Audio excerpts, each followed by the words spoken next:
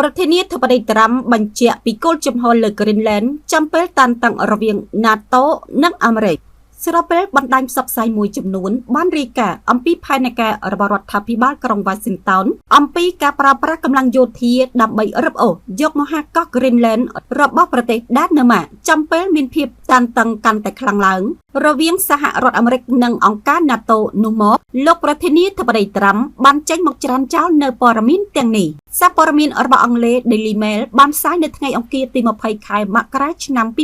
2026ថាប្រធានាធិបតីសហរដ្ឋអាមេរិកលោក Donald Trump ត្រូវបានអ្នកកាសែតសួរនៅក្នុងបទសម្ភាសន៍មួយតាមទូរស័ព្ទមួយ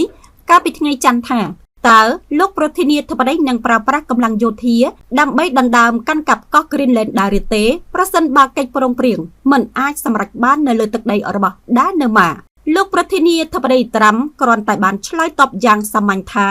គ្មានការអត្ថាធិប្បាយណាមួយពីរឿងនេះទេលោកប្រធានាធិបតីត្រាំកាលពីពេលថ្មីៗនេះបានបង្កើនសម្ពាធខណៈគាត់បានដាក់ពន្ធលើប្រទេសអឺរ៉ុបចំនួន8ជំវិញការគាំទ្ររបស់ពួកគេចំពោះ Greenland ពន្ធគយរបស់សហរដ្ឋអាមេរិកនឹងចាប់ផ្ដើមចំនួន 10% នៅខែក្រោយហើយពន្ធនេះនឹងកើនឡើងម្ដងទៀតរហូតដល់ 25% នៅក្នុងខែមិថុនា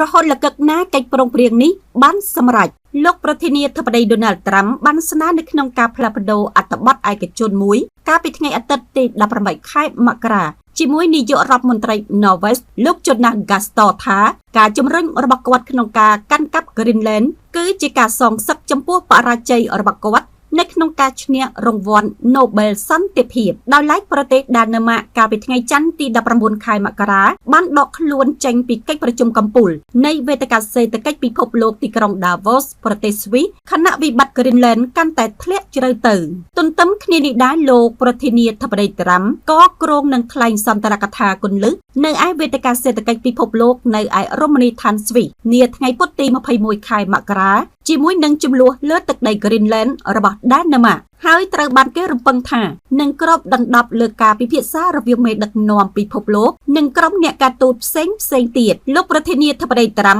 បានគម្រាមដកខ្លួនចេញពីអង្គការអូតង់ប្រសិនបើសហរដ្ឋអាមេរិកមិនត្រូវបានអនុញ្ញាតឲ្យចូលទៅកាន់កាប់តំបន់ Greenland តាមអ្វីដែលគាត់បានអះអាងថាវាជាផ្នែកមួយសម្រាប់សន្តិសុខជាតិសហរដ្ឋអាមេរិក